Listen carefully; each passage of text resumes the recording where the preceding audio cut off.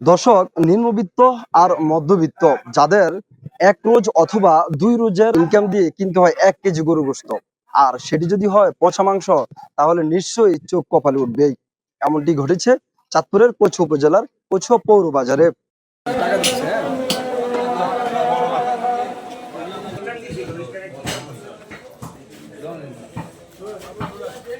আমি গন্ধে এই জায়গাতে ঢুকতে পারি না, এমন গন্ধ। এরপর রক্ত দিয়া তারা উপরে গোস্তগুলাতে মাখতেছে। এখন মাখার পরে আমি তরিক বাইরে জানাইছি, আপনারা জানাইছি, বিভিন্ন লোকজন আমগো যারা আছে তাদেরকে জানাইছি, জানাই সবাই যেন আনছি। আইনা আরেকটা গরু আমি দেখতে আইছি, এখন বর্তমানে ওটার পায়ের ভিতরে কিরা মিরা ধরিয়া রয়েছে, সব শরীর এটা খালায় বালায় রয়েছে। এই গরু আমার কচুয়াতে যাতে জবা না হয়। আমাদেরকে এভাবে এই যে মরা গরু বা অসুস্থ গরু গোস্ত যাতে না খাওয়ায়, এটার দিকে প্রশাসনে যদি একটু সহযোগিতা করে তাহলে আমাদের ক্রেতাদের জন্য অনেক উপকার হবে। আপনার 1 কেজি গরু মাংস কিনতে আপনার কতদিন ইনকাম? দেড় 2 দিন লাগিয়েছে। 500 টাকা রোজ।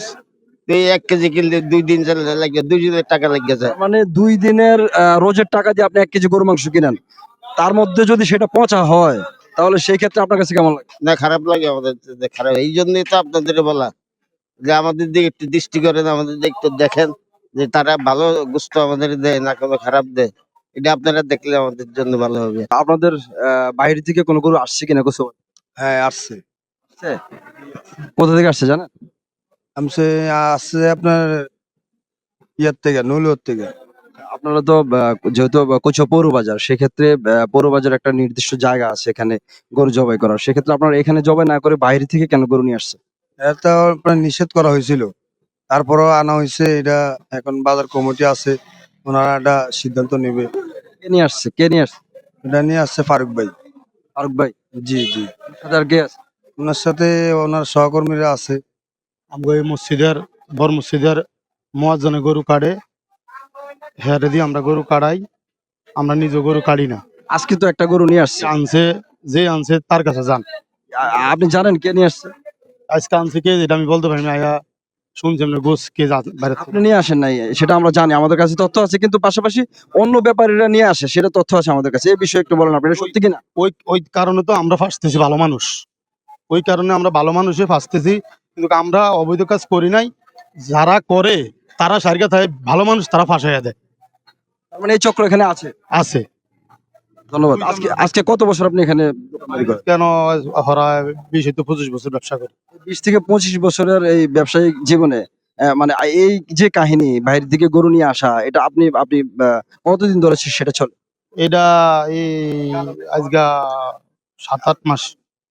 7-8 মাস এটা হচ্ছে। হ্যাঁ। এখানকার একজন ব্যবসায়ী আসলে এই কিছুদিন পর পর এইসব গরু নিয়ে আসা হয় কিনা এটা জানেন কিনা? হ্যাঁ, এটা আনে, সবাই আনে। আজ আজ একজনে আনে, কাল একজনে আনে, কাল অমুক আনে। এটা প্রায় টাইমে আনে। যে বাইরে থেকে গরু নিয়ে আসছে, কে নিয়ে আসছে? এটা ওই ফারুক ভাই আনছে গুজবিলে।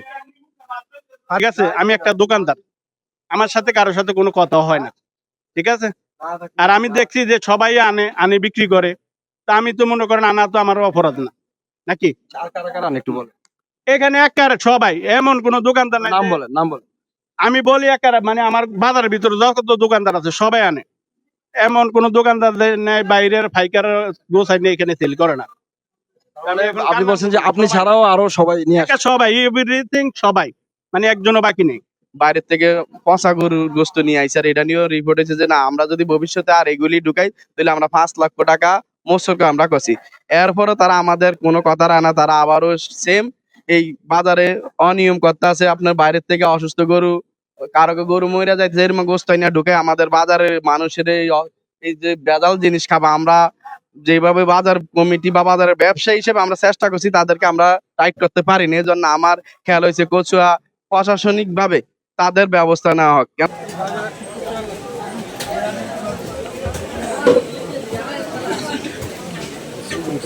গরু সুস্থ লাগলে এখানে নিয়ে আসবেন, গরু আপনি এখানে নিয়ে আসবেন, আপনার মাংস এখানে প্রিজার্ভ করে রাখা। যেমন চাহিদা যেহেতু আছে, আপনি তো জানেন আপনার গরুর চাহিদা কেমন, আগ থেকে জানেন না।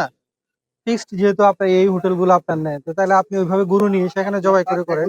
এটা তার ইনস্ট্যান্ট না, এটা হঠাৎ করে আপনার কাছে কোনো প্রেশার আসে না যে আমার হঠাৎ করে আপনার 2-3 মণ মাংস লাগবে, এরকম তো না। তো তাইলে আপনি বাইরে থেকে মাংস নিয়ে আসবেন কেন?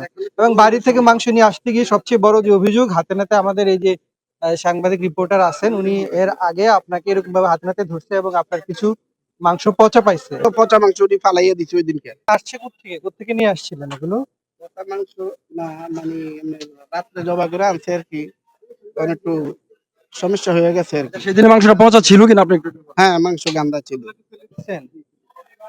তা আপনারা যেহেতু এরকম একটা অভিযোগ আসছে, আপনারা মানে পচা মাংস আসবে কেন? ভবিষ্যতে আর এই ধরনের কোনো কাজ হইব না, কচুয়া বাজারে কোনো অসুস্থতা গরু জব হইব না।